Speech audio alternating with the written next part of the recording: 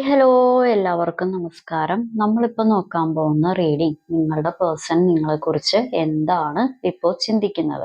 അപ്പോൾ നമുക്ക് റീഡിങ്ങിലോട്ട് പോവാം. നിങ്ങളുടെ ആള് എന്താണ് നിങ്ങളെക്കുറിച്ച് ചിന്തിക്കുന്നത്? ഓക്കെ.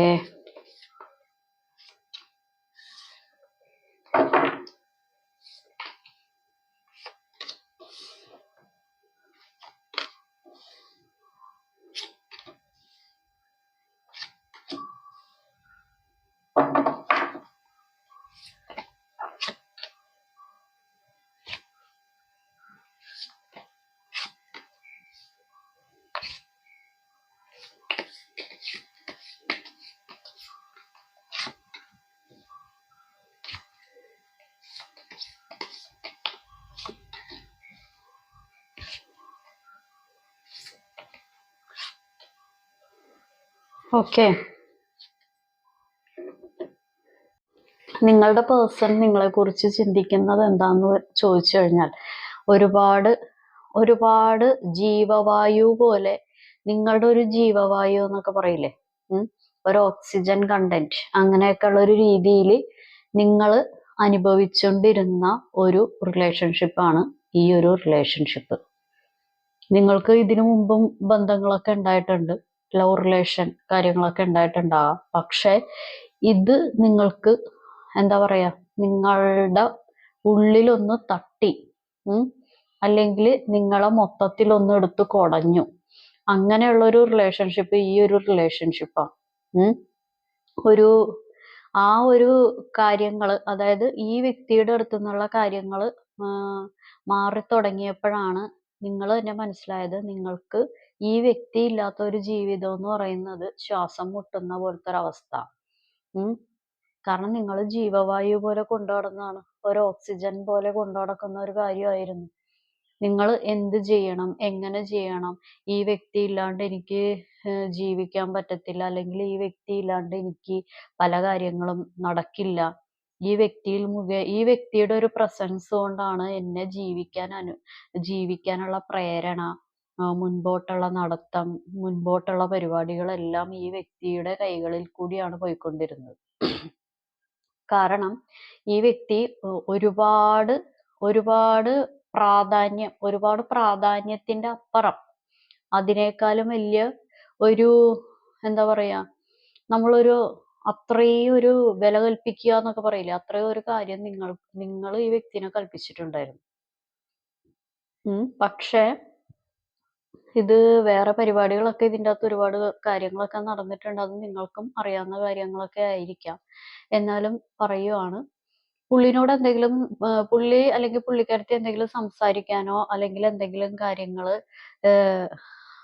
എന്തെങ്കിലും ഒരു നീക്കുപോക്ക് നടത്താനായിട്ട് വരുവാണെന്നുണ്ടെങ്കിൽ, എവിടെയാണോ സ്വയം ബന്ധനസ്ഥൻ അല്ലെങ്കിൽ സ്വയം ബന്ധനസ്ഥയായിട്ടിരിക്കുന്നത്, ആ കെട്ടുപാടുകൾ പൊട്ടിച്ചു വരാൻ പറയും കേട്ടോ.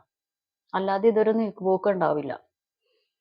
ആ ഒരു കെട്ടുപാടുണ്ടല്ലോ, നമ്മൾ ഒരു സ്ഥലത്ത് നമ്മുടെ കൈകൾ രണ്ടും കൊണ്ട് ബന്ധിച്ചിട്ടിട്ട് നമ്മൾ മറ്റുള്ളവരെ അങ്ങനെയാണ് ഇങ്ങനെയാണെന്നൊക്കെ പറഞ്ഞ് അവരുടെ നേരെ ചൂണ്ടി ഇങ്ങനെ ഓരോ കാര്യങ്ങൾ സംസാരിച്ചിട്ടോ അവരെ കുറെ കുത്തി വേദനിപ്പിച്ചിട്ടോ കാര്യമില്ല. അപ്പൊ ആ ബന്ധനം മാറ്റിയിട്ട് വരാൻ പറയും. അപ്പൊ ഒരു നീക്കുപോക്ക് കാര്യങ്ങളൊക്കെ ഉണ്ടാവും. അല്ലാതെ ഇതിൻ്റെ അകത്ത് വേറെ എന്താ പറയാ, പരസ്പരം കുറെ അടിയുണ്ടാക്കിയിട്ടോ വഴക്കുണ്ടാക്കിയിട്ടോ പ്രശ്നങ്ങൾ ഉണ്ടാക്കിയിട്ടോ ഒരു സൊല്യൂഷൻ ഉണ്ടാവത്തില്ല. ഇത് ഈ വ്യക്തിയോ ഒന്നല്ലാന്നുണ്ടെങ്കിൽ നിങ്ങളുടെ വീട്ടിൽ തന്നെയുള്ള വ്യക്തിയായിരിക്കാം. അതും അല്ലാന്നുണ്ടെങ്കിൽ എന്താ പറയാ,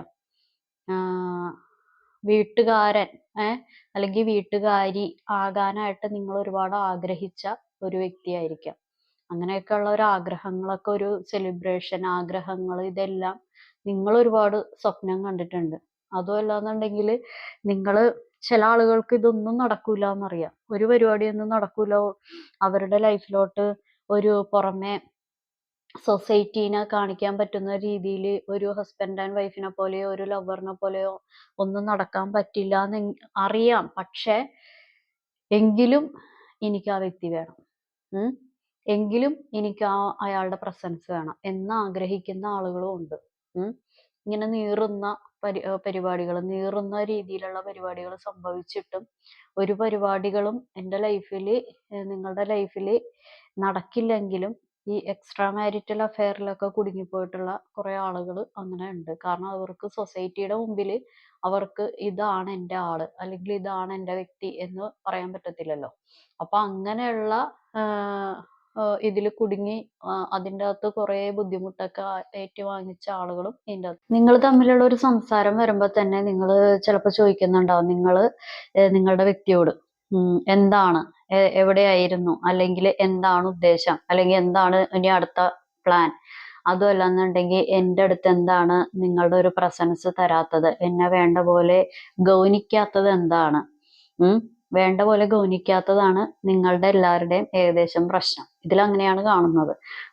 അതെന്താണ്. അതും അല്ലാന്നുണ്ടെങ്കിൽ ഇപ്പം നിങ്ങളുടെ ജീവിതത്തിൽ മൂന്നാമത്തെ ഒരു വ്യക്തിയുടെ ഒരു പ്രസൻസ് ഉണ്ടെങ്കിൽ ആ വ്യക്തിനെ കുറിച്ച് നിങ്ങൾ ഇങ്ങനെ കുത്തി കുത്തി ചോദിക്കുന്നുണ്ടോ. അപ്പോൾ ഒരു പർട്ടിക്കുലർ പേഴ്സണിനെ പറ്റി ചോദിക്കുകയാണെന്നുണ്ടെങ്കിൽ നിങ്ങളുടെ വ്യക്തി നിങ്ങളോട് കൂടുതലും പറഞ്ഞിരിക്കുന്നത് അല്ലെങ്കിൽ പറയുന്നത് നിങ്ങളുടെ കണ്ണിൽ കൂടി നോക്കുന്ന കാഴ്ചപ്പാടാണ് തെറ്റ്.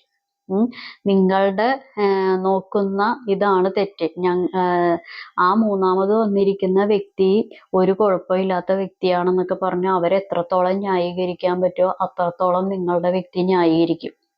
അതിൻ്റെ പേരിൽ നിങ്ങൾ തമ്മിൽ പ്രശ്നങ്ങൾ ഉണ്ടായിക്കൊണ്ടിരിക്കുന്നുണ്ട്. ഒരുപാട് പ്രശ്നങ്ങൾ ഉണ്ടായിട്ടുണ്ട്. അത് നിങ്ങൾ നമ്മളിപ്പോൾ ഒരു ചർച്ച നടത്തുമ്പോൾ അത് അലങ്കോലപ്പെടുകയും ചെയ്യാം. എന്നാൽ എല്ലാ പ്രശ്നങ്ങളും മാറി സൊല്യൂഷനൊക്കെ കണ്ടെത്തി മുന്നോട്ട് പോവുകയും ചെയ്യാം. ഇത് കൂടുതൽ അലങ്കോലപ്പെട്ട് നിങ്ങൾ ഒരു കണ്ണീരിലാകുകയും ചെയ്തിട്ടുണ്ട്. പുള്ളി അങ്ങോട്ട് എന്തെങ്കിലും വാവിട്ട വാക്കുകളോ അല്ലെങ്കിൽ പുള്ളിക്കാരത്തി എന്തെങ്കിലും വാവിട്ട വാക്കുകളൊക്കെ പറഞ്ഞ് അങ്ങോട്ട് രണ്ടുപേരും അങ്ങോട്ടും ഇങ്ങോട്ടും ഭയങ്കര യുദ്ധങ്ങളൊക്കെ നടന്ന് ഓൾറെഡി കഴിഞ്ഞിട്ടുണ്ട്. അപ്പൊ അതിൻ്റെ പേരിലുള്ള കാര്യങ്ങളൊക്കെ നിങ്ങളുടെ ആള് ചിന്തിക്കുന്നുണ്ട്. കാരണം നിങ്ങൾക്ക് എന്തിനാണ് പല കാര്യങ്ങളും ഇങ്ങനെ ചൂഴ്ന്ന് ചോദിക്കുന്നത്, അങ്ങനെയൊക്കെയുള്ള ഒരു പരിപാടി നിങ്ങളുടെ വ്യക്തി നിങ്ങളെ കുറിച്ച് ചിന്തിക്കണം. അതിപ്പോൾ ആരാണെങ്കിലും ഇപ്പോൾ നമ്മളുടെ ഒരു റിലേഷൻഷിപ്പിൽ മൂന്നാമത്തെ ഒരു വ്യക്തി വന്നു കഴിയുമ്പോൾ ആരാണെങ്കിലും ചോദിക്കാതിരിക്കുമോ? ആരാണെങ്കിലും ചോദിക്കും.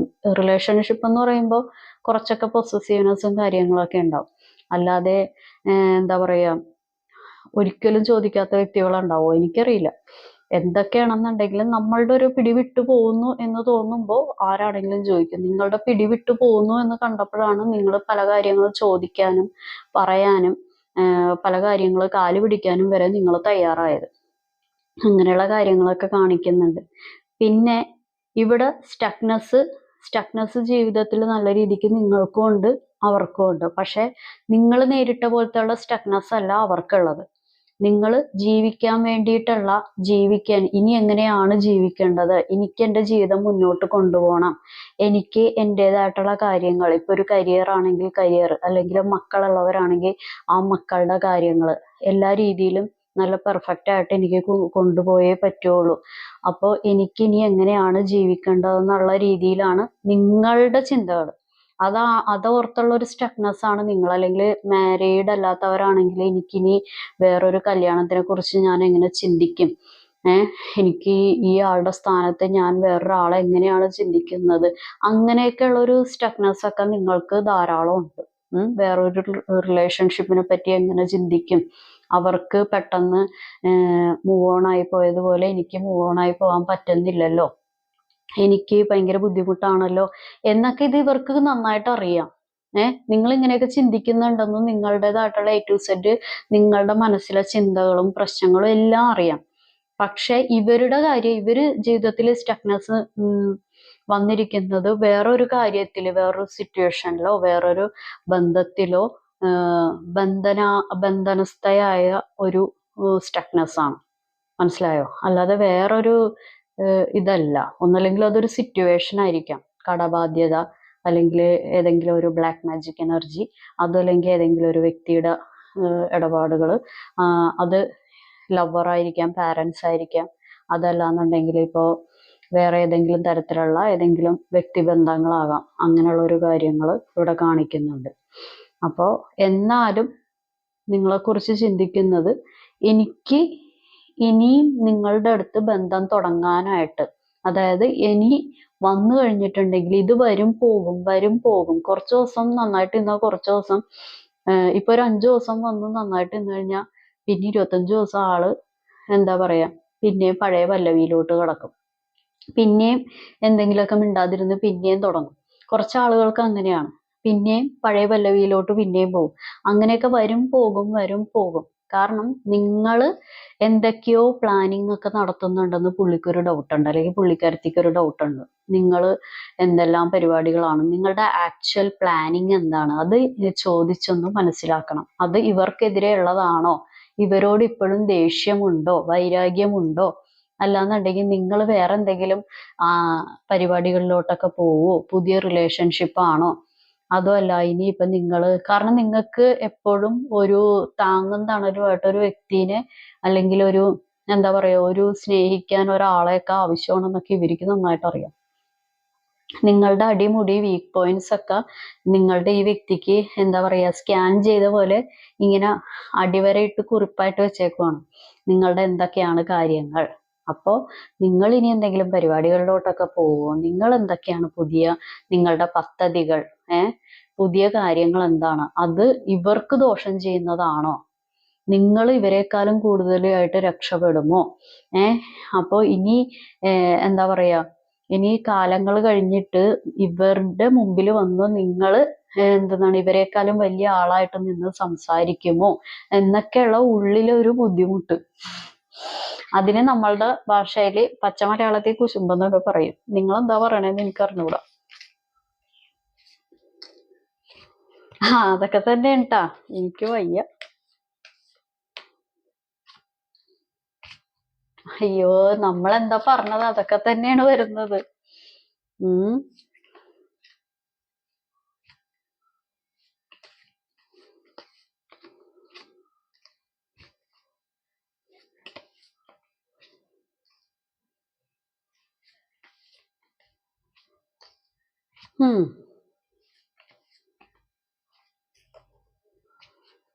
അപ്പൊ ഇവിടെ അടി ഇടി കലാശം കൊട്ടിക്കലാശം ഒക്കെ കുറെ നടന്നു കഴിഞ്ഞു. അടി ഇടി പ്രശ്നങ്ങള് അതും ഇത് വാക്കുതർക്കം മറ്റുള്ളവരിടപെട്ട് കുളമാക്കല് അതെല്ലാം കുറെ നടന്ന് ഓൾറെഡി കഴിഞ്ഞു. അങ്ങനെയുള്ള കാര്യങ്ങൾ, അതായത് നിങ്ങളെ കുറിച്ച് ചിന്തിക്കുമ്പോ ഇവരോട് എല്ലാം ചോദിച്ചിങ്ങനെ എന്താ പറയാ സൈൻ വാങ്ങിക്കുന്ന പരിപാടിയില്ലേ, റെക്കോർഡൊക്കെ സൈൻ ചെയ്യൂലേ, അതുപോലെ ഇവരോട് പല കാര്യങ്ങളും ചോദിച്ച് ഇവരുടെ ഒരു സാങ്ഷൻ എന്നൊക്കെ പറയണ ഇവർക്ക് ഒരു ഇപ്പൊ ഒരു 10 കസേര ഉണ്ടെങ്കിൽ ആ 10 കസേരയിൽ അതിലുള്ള ഒരു കസേര ഇവർക്കായിരിക്കണം. അതിലുള്ള ഒരു കാര്യം ഇവർക്കായിരിക്കണം. ഇവർക്ക് എവിടെ ഒരു വില കിട്ടണം, ഇവരെല്ലാരും മൈൻഡ് ചെയ്യണം. അപ്പൊ അതിനേക്കാളും ഒരുപാട് നിങ്ങൾ വളരുവോ? നിങ്ങൾ ചില ആളുകൾ എന്തെങ്കിലും സാമ്പത്തികമായിട്ട് ഉള്ള ഒരു അടിത്തറ ഉണ്ടാക്കാനോ അല്ലാന്നുണ്ടെങ്കിൽ ഏതെങ്കിലും പുതിയൊരു ജോലിയോ എന്തെങ്കിലും ഇപ്പൊ പുറമെ ഇപ്പൊ അബ്രോഡ് അങ്ങനെയെങ്കിലും പോവാനോ എന്തെങ്കിലും സാമ്പത്തികമായിട്ടുള്ള ഒരു അടിത്തറ കെട്ടിയുണ്ടാക്കാനായിട്ട് നിങ്ങൾ എന്തെങ്കിലും ഒരു പരിപാടികളൊക്കെ ചെയ്ത് ഇവർക്ക് മുകളിലാകുമോ? ഇവർക്ക് മുകളിലാകുമോ എന്നുള്ള ഒരു ടെൻഷൻ നല്ല രീതിക്ക് കാണിക്കുന്നുണ്ട്.